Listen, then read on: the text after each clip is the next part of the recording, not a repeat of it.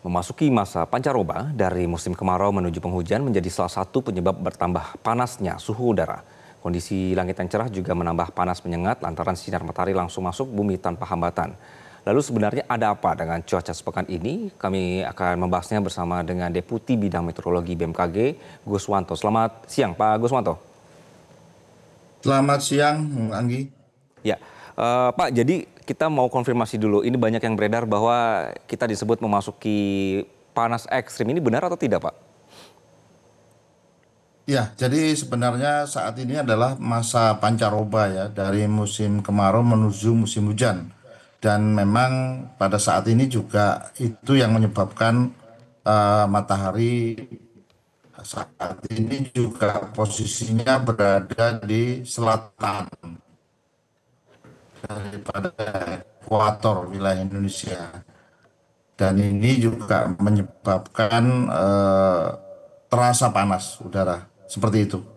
Oke, tapi ini bukan heat wave ya, Pak?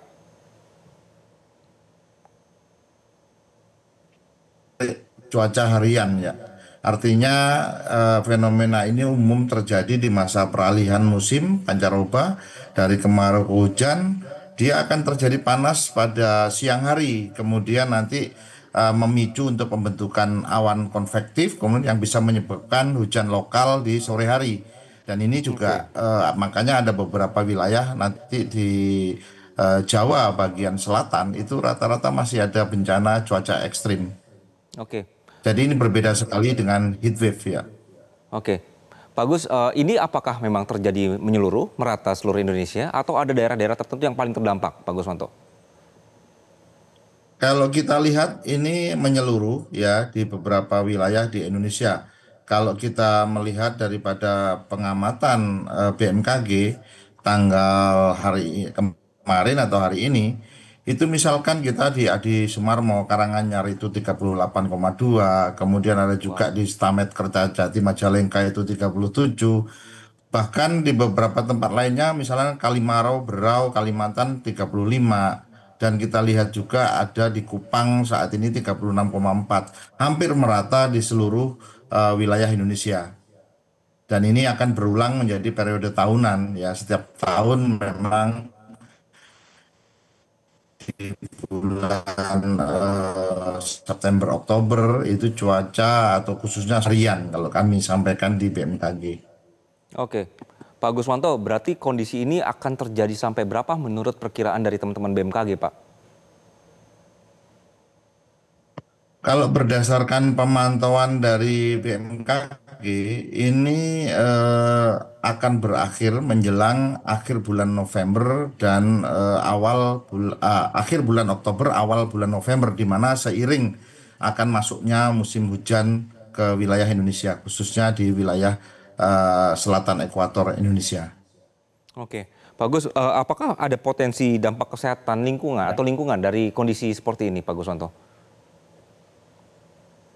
Iya, kalau kita lihat dampak dari kesehatan lingkungan, tentunya yang pertama karena udaranya kering, kemudian juga sedikit lembab ya.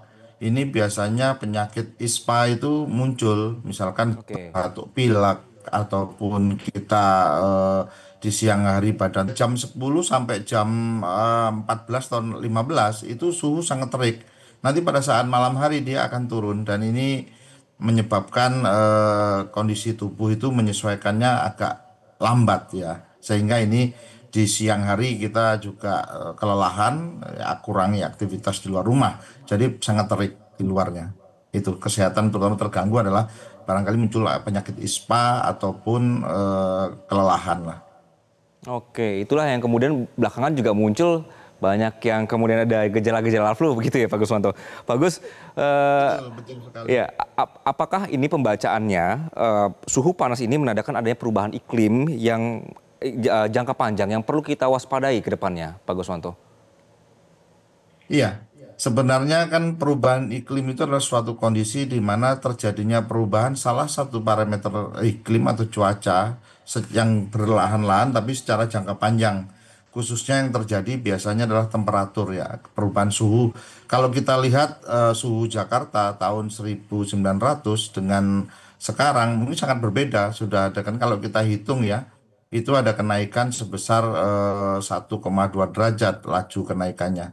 Nah, ini tidak terasa. Jadi sangat perlahan sekali, tapi namun itu pasti yang kedua, itu parameter yang kita lihat juga adalah parameter untuk curah hujan.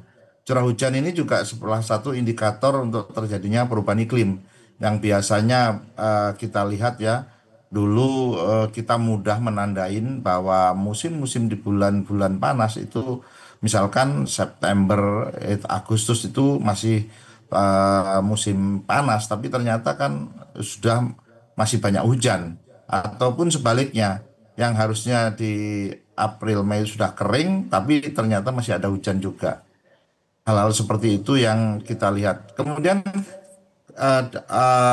fakta-fakta yang lain terkait perubahan iklim, misalkan kita lihat bahwa intensitas fenomena seperti La Nina, El Nino itu kan global dan itu biasanya bersifat 5 tahunan, 7 tahunan di tahun-tahun 80-an. Tapi sekarang di tahun 90 itu sudah 3 tahun, 2 tahun, bahkan untuk tahun 2020 ke atas ini sudah 1 tahun sekali seperti kita lihat. Pada waktu Baik. 2020, 21, 22 itu adalah La Nina, sekarang 2023 El Nino, kemudian sekarang 2025 menuju 2026 itu juga El Nino, La Nina lemah ya, La Nina lemah kita lihat. Oke, Itu. Jadi baik. perlahan tapi pasti. Oke, Pak Gus, terakhir apa yang bisa disampaikan BMKG kepada masyarakat yang sedang mengalami kondisi seperti ini? Kemudian juga bagaimana juga memastikan bahwa masyarakat tidak mendapatkan informasi yang hoaks, Pak? Baik, kami dari BMKG menghimbau kepada masyarakat ya untuk periode saat ini agar mengurangi kegiatan aktivitas di luar rumah. Artinya, apabila Bapak Ibu beraktivitas di luar rumah, satu menyiapkan sunscreen ataupun lotion supaya tidak kulit terbakar. Yang kedua, bisa menggunakan payung dan membawa air putih supaya tidak dehidrasi.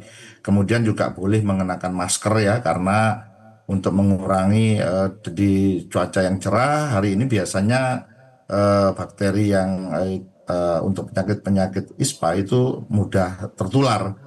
Nah, yang kedua, ini adalah periode ulang setiap tahun. Jadi tidak perlu dikhawatirkan ya Bapak Ibu sekalian, kita hanya bisa melakukan antisipasinya ataupun mitigasinya seperti apa tadi yang salah satunya sudah saya sampaikan.